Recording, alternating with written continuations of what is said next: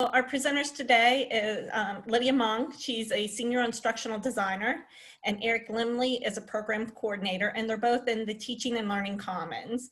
So I'll let them tell you a little bit about themselves, but let me get this recording started first. Andy, can you go ahead and start the recording? It's going. All right, we'll get started then.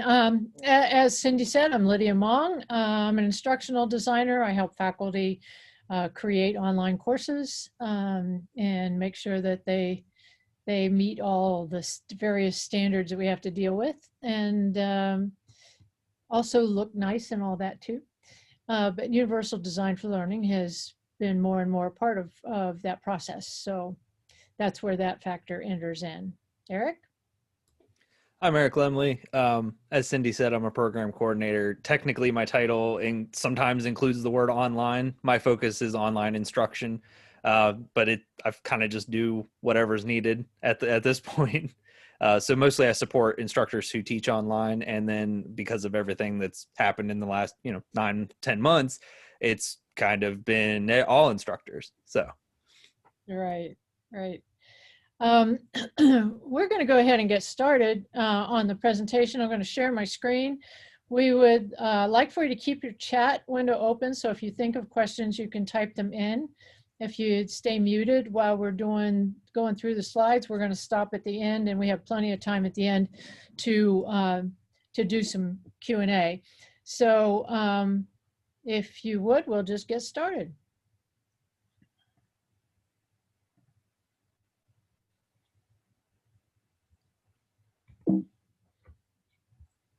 do you want me to go ahead and launch the poll, Lydia?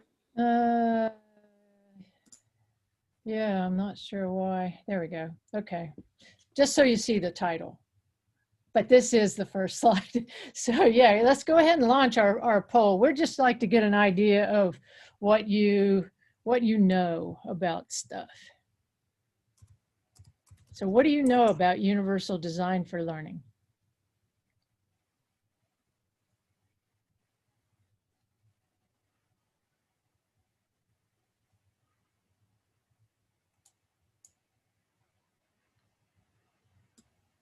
All right, we've got everybody in because Oh, okay. Yeah, because we have a ton of co-hosts, and co-hosts can't do the poll. Oh yeah, co-hosts can't take the polls.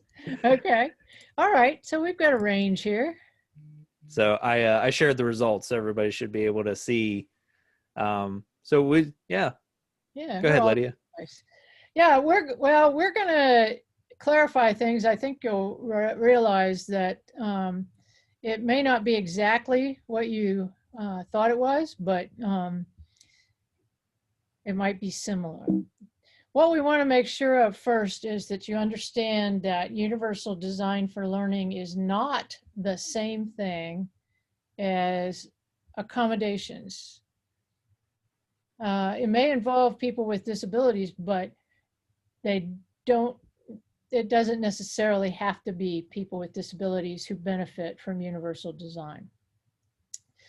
Universal design is actually based upon neuroscience and the knowledge that no two students learn the same way. It doesn't matter what your ability or lack thereof is, no two people learn the same way. So accommodations, usually dealing with people with disabilities, means that you make one change to a course one time for one person. And in universal design, you want to make sure that you don't need to do that as much.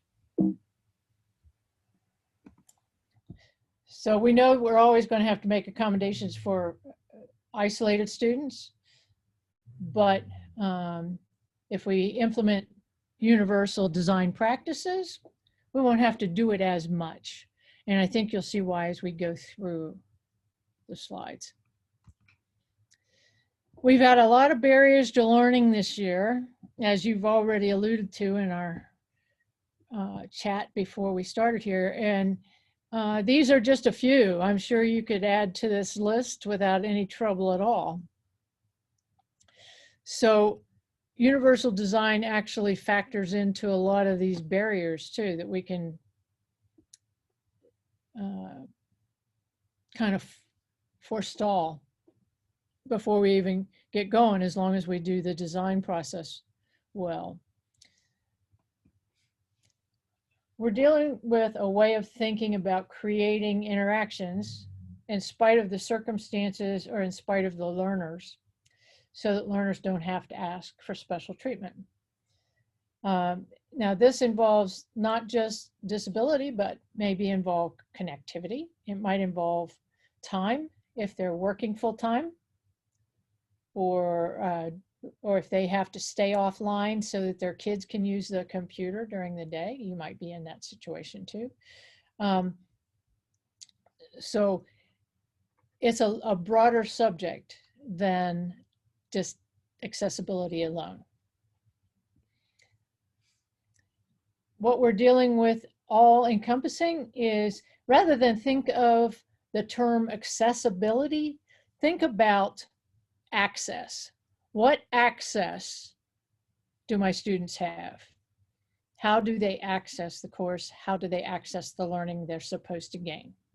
That kind of fits into the inclusion initiatives and diversity and equity, making sure that everybody gets what they need. So get started here to think about, why are we talking about this now? And it's a relatively new subject. I mean, universal design's been around for what, Eric, about a dozen years in practice? Probably longer than that. Yeah, I think it goes back.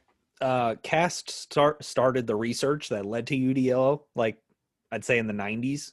Okay. But it's been mainstream in the education world probably for about 20 years.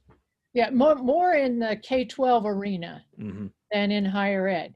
So higher ed's really just kind of getting on the boat here. But think for a minute, how are you, and in the chat, if you would, write down some of the ways that students that you're teaching now are different than the way they were just 15 years ago.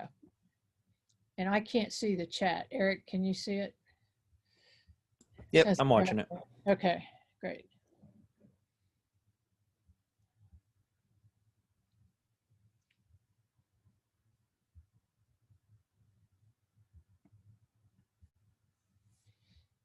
Yeah, what do we got coming up here? Fewer in-person connections, so there's more I think discussion that goes on, like, you know, text-based or things like that, and that's how they communicate with each other rather than maybe trying to meet up. And then as far as online concerned, more different media and more interactivity. So the interactive media online is more accessible and more usable and probably more comfortable to students now than it was. You know, Skype and things like that existed like 10-ish years ago, but a lot of people probably weren't comfortable with it. More student engagement. So there's more of a focus on, you know, trying to get students engaged in class and maybe doing a little bit less of like things like lecture. Yeah. Oh, and that's a good one. Interesting. Students can be more aggressive sometimes. Yeah. Or more, yeah. I don't know. Yeah. Aggressive is a good word, where they, they're not afraid to speak up for themselves, right? There we go. Yeah. I finally found where that menu floated off to, so I can see it now. Well, when we think about 15 years ago, there were no smartphones. So right there, technology-wise, we know we have a big difference. Tablets were just getting started. Tablets didn't show up until 2010, so they're only about 10 years old. And everything's more mobile now too. Do you find that you have more non-traditional students at all? No? How about first generation? A lot more? You can nod, yeah. Raise your hand, whatever. How about more active military and combat veterans? I know we have a lot on campus for sure. So there are some differences that we're dealing with, right? Yeah, more non-traditional in the summer, that's for sure, because they're taking advantage of that shorter semester. Now let's just kind of jump to another side of the same question and think about, how are you different from the professors you had when you were in college? As a professor, how are you different? And go ahead and just type your response in the chat.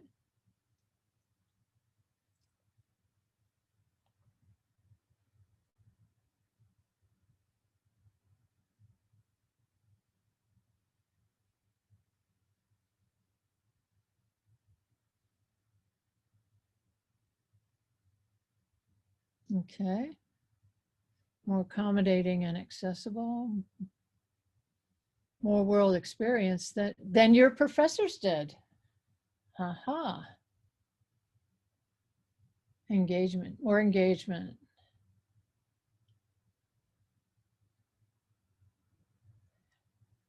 That's good to hear about being more accessible outside of office hours.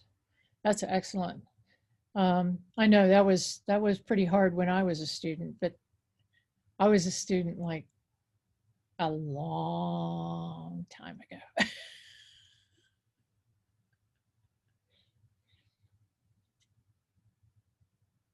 Okay, so we know that there are differences. We know that too, attitudes have changed over that amount of time as well. We have more students with disabilities on campus now, some of whom need accommodation and some of whom don't, and some of whom will never tell you if they do. So we've got a lot of different kinds of students willing to reveal what they know about themselves. We've got more trans students than I even knew existed when I was a student or when I was just starting out in my career. That is a whole new thing to my age group. So we're learning new things about the whole human race that we didn't even know. Well, in my case, more than 40 years ago. So all of these things are making things a little more complicated, a little more puzzling sometimes to figure out, well, how do I engage all my students if they all have different learning styles, and what are we going to do about that?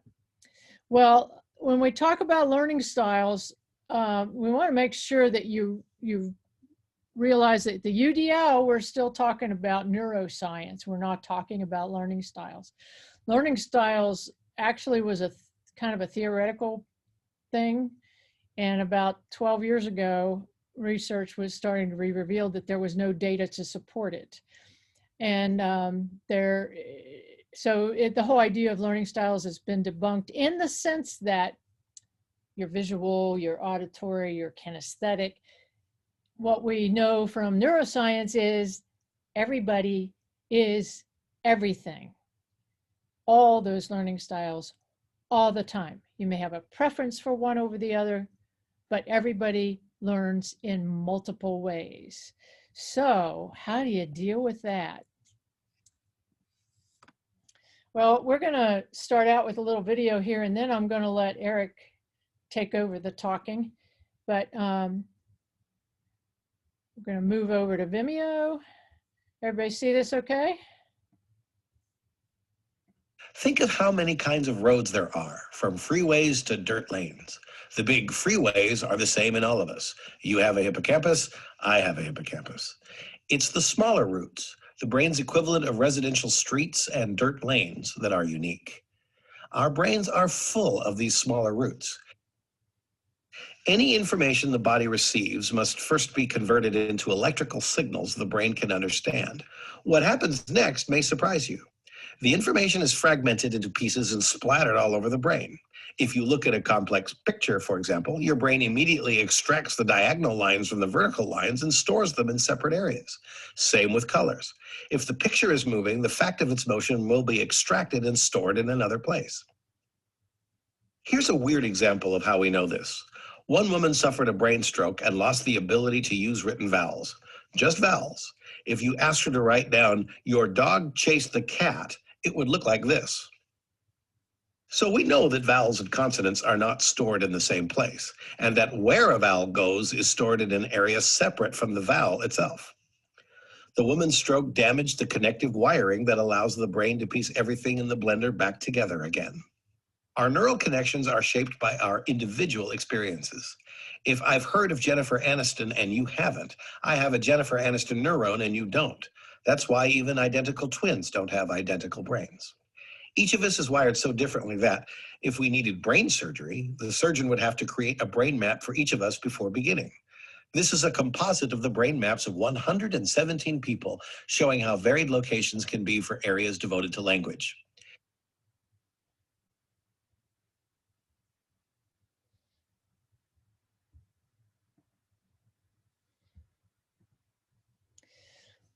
So that gives you an idea of the complexity we're dealing with when we're trying to figure out how people learn.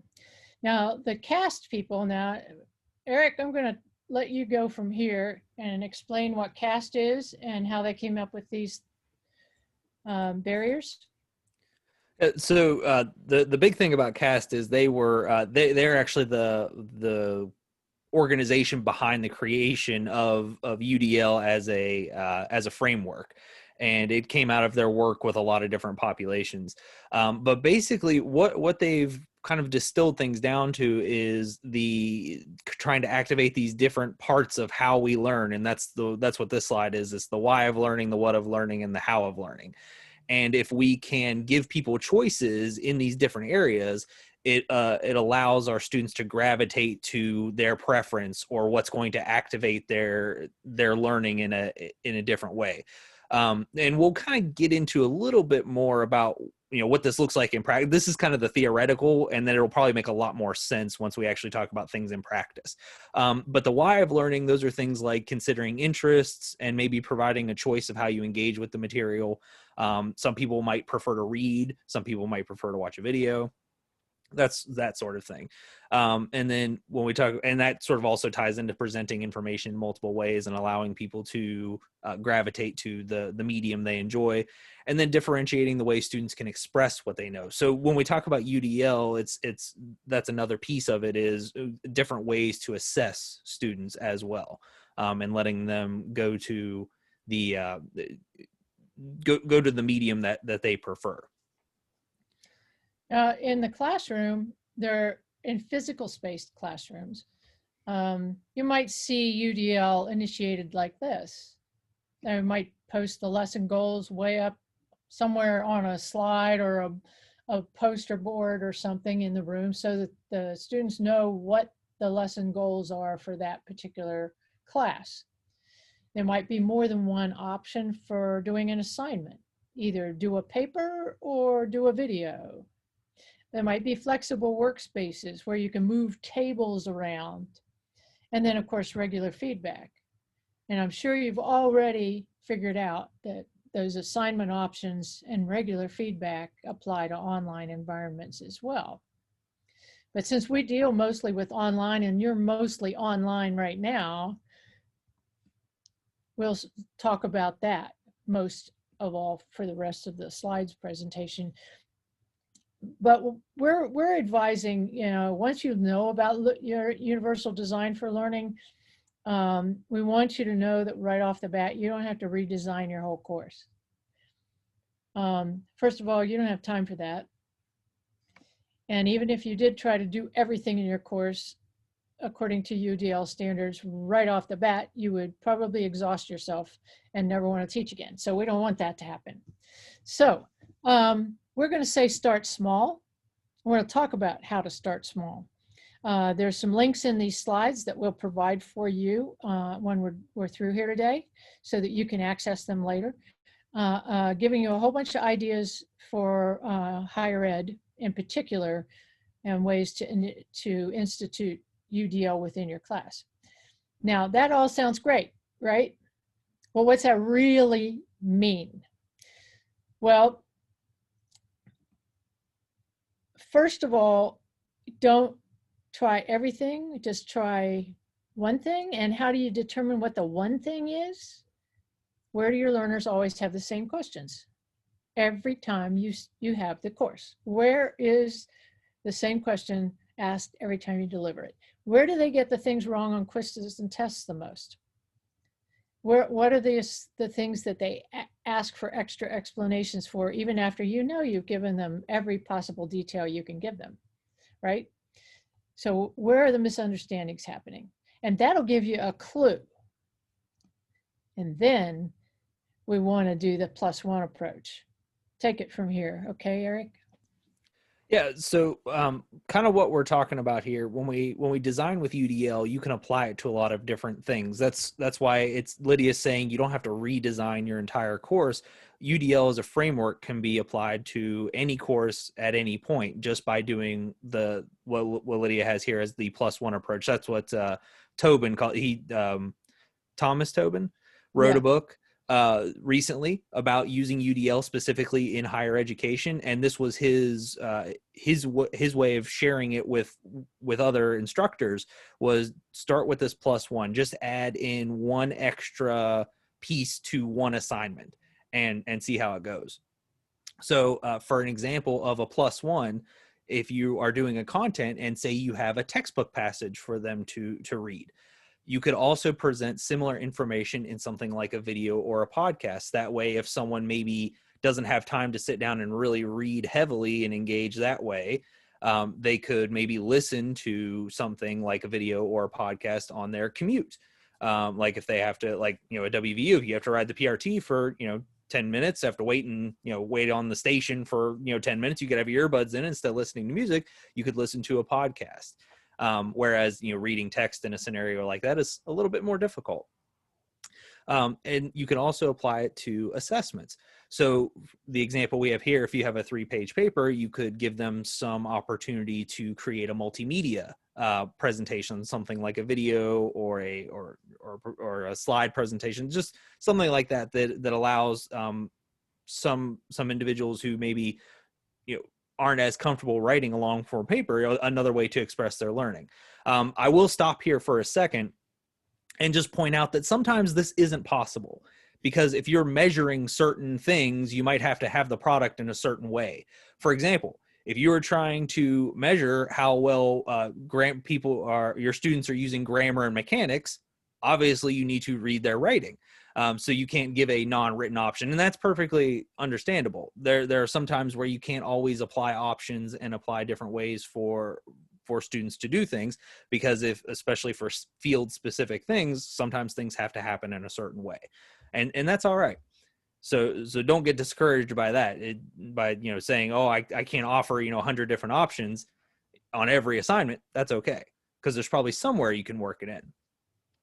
And the last example here is if you're only showing things on class, you could also maybe add a recording or a video or something like that to your online. So if you are all online and you're doing synchronous stuff, you could always post like a shorter version of that in your course shell.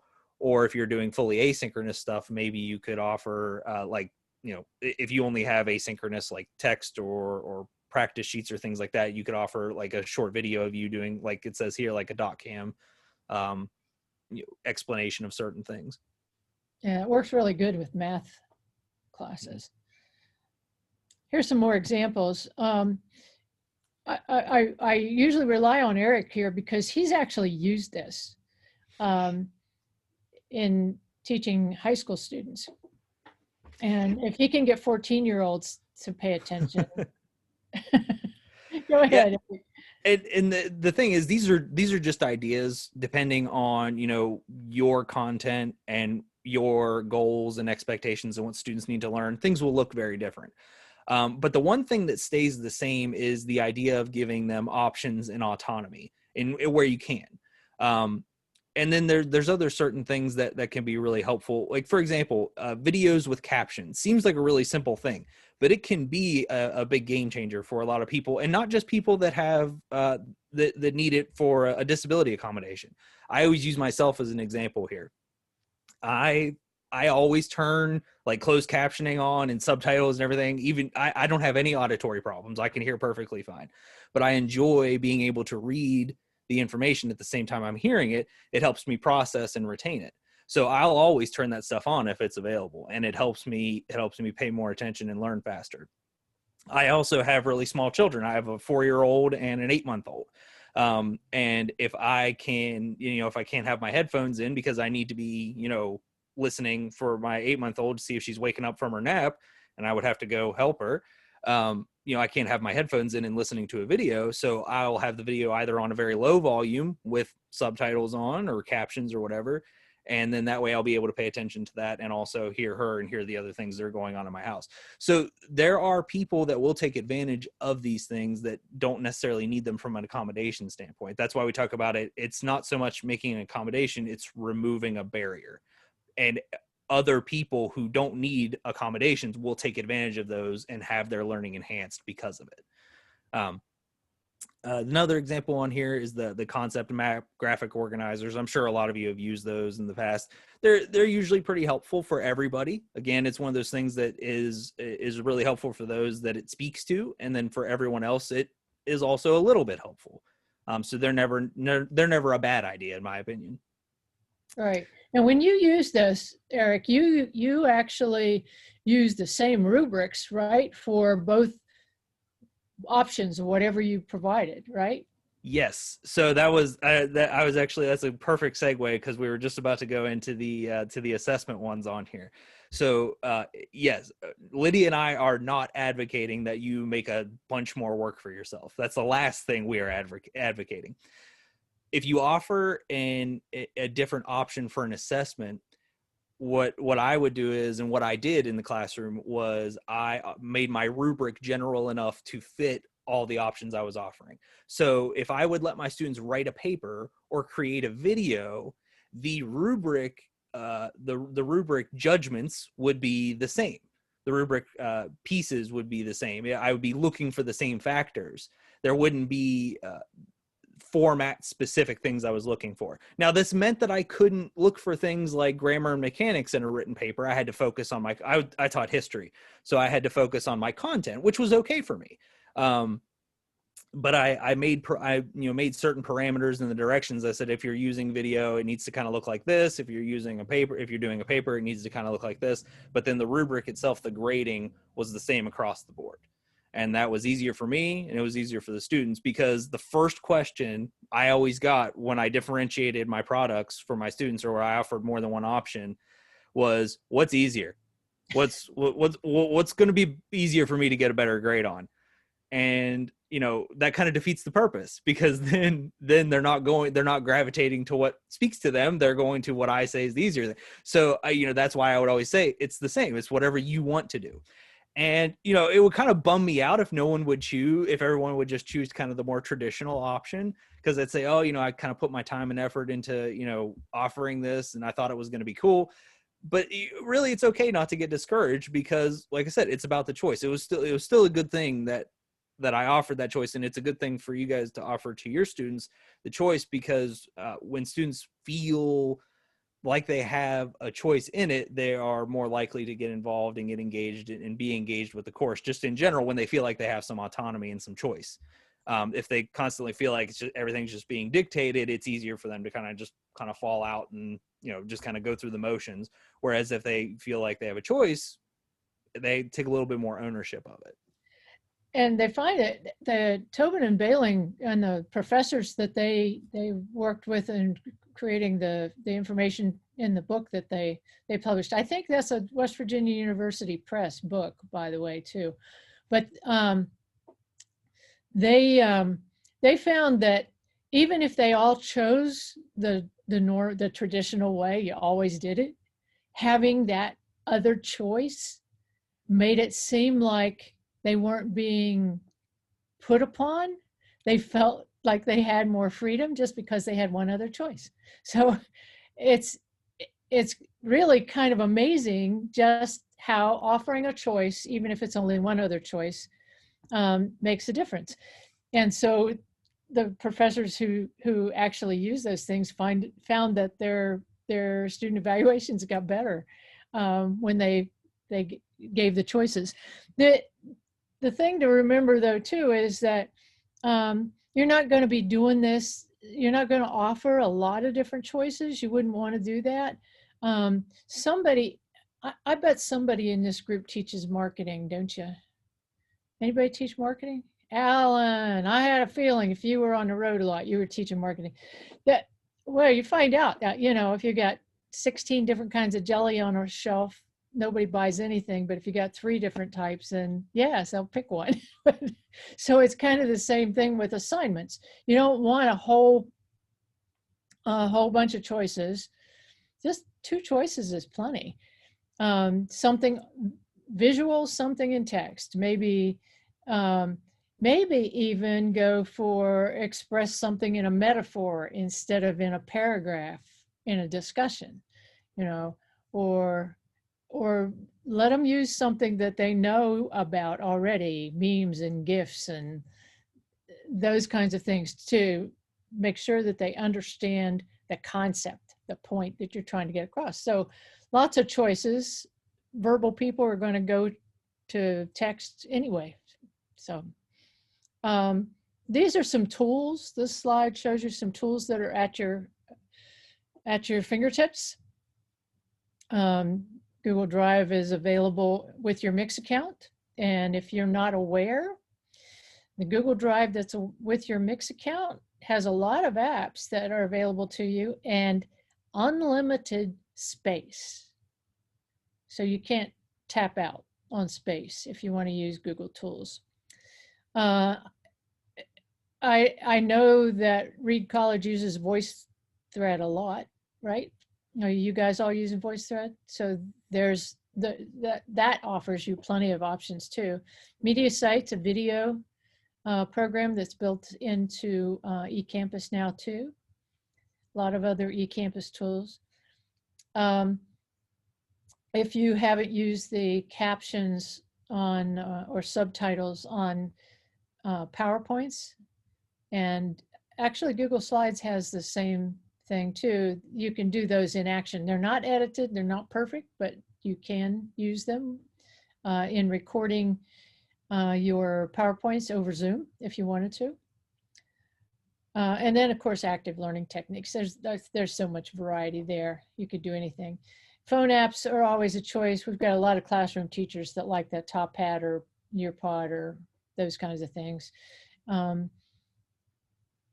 But just having so many tools available to students right on their phones. They have audio recorders, they have video recorders, they've got cameras.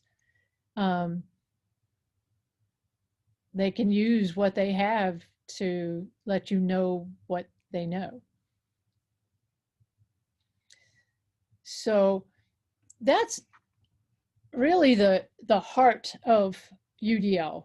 You know, we're not trying to give you the how-tos on absolutely everything, but just to get you to thinking about what you could apply UDL to within your courses. Maybe it's just one thing in one course, one assignment, one test. This is a list of resources for you that are on this final slide. Reach Everyone, Teach Everyone is the book we keep referencing by Thomas Tobin and Kirsten Bailing. It is available through WVU Press. The last link on this page is a Trello board that I created that is open to anybody, the world. And we have a lot of UDL resources there. Also, some research studies about learning styles and how they are no longer considered a thing. And along with some active learning techniques and some other things too that you might find useful. And at this point, we are open to questions. So you can undo your mics or type in the chat, either way. Hey, Lydia, I wanted to acknowledge a question we got earlier, but I wanted you to take it because you are, you're more of an expert than I am. Oh, okay. Some question about the significance of the Medina book. Could you talk a little bit about Medina and his what kind of his book was about Medina. and all that? Mm-hmm. Yeah, actually, I learned about Medina's Brain Rules book from a professor in the medical school, Mark Paternostros. If you're ever at a place where Mark Paternostros is presenting his thing on teaching large classes. He teaches, arena type classes out at the medical school. He has arranged all of his courses based on this Brain Rules book. Everything he does in his classroom is on Brain Rules. So he's the one who really got me started on this, and figured if it's a medical school professor advocating it, it must have some credence. And it turns out it does. This book's been updated and updated several times. Now there's a Brain Rules for babies, and there's a Brain Rules for aging brains. But that was rule 3, and that is that everybody learns differently. There's another brain rule that says people don't pay attention to boring things. And then there's a whole neurology behind that. So I recommend it highly. It's a really easy read. It's a great desk reference too. So, and I think in terms of universal design for learning, it kind of makes the neuroscience accessible to those of us who are not neuroscientists. Does that answer the question, whoever asked that? Okay. Other questions? Concerns? Like, oh my God, how am I going to do this?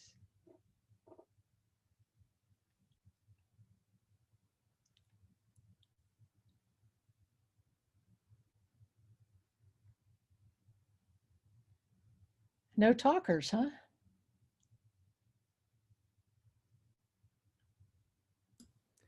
One other thing that I just want to add on real quick is that we talked a little bit about accessibility and how UDL and accessibility are semi-related, but not the same thing.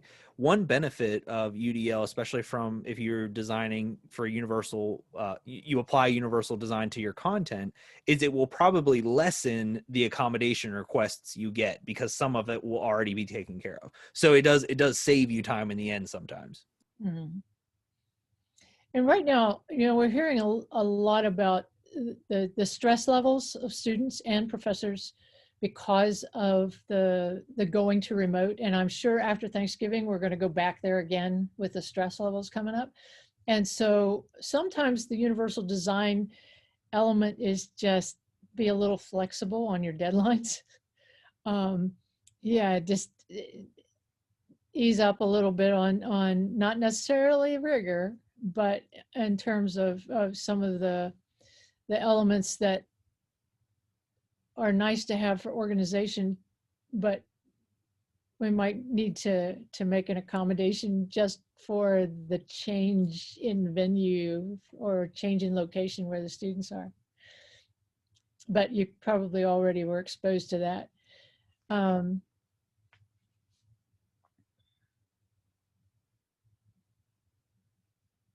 Has anybody got any ideas or any thoughts at this point as to how they might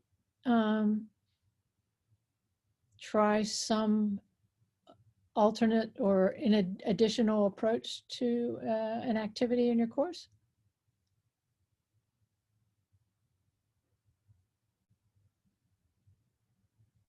There's already been a little bit added into a couple of the event courses that I teach.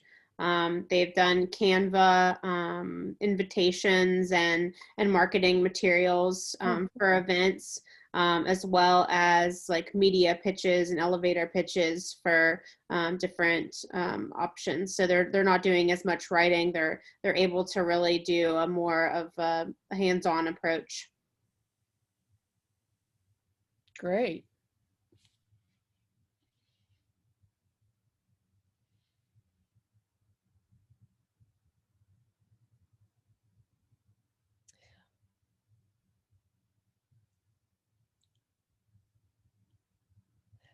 Well, we are available if you do have questions. After this, as we said, we will be providing you access to these slides on Google Drive. And if you do have questions, you can relay them through Cindy, or you can just email either one of us directly. It doesn't matter. We are available all the time. And if it isn't one of us, it could be one of the other instructional designers in the Teaching and Learning Commons, but they're all pretty aware of universal design and the options that are available.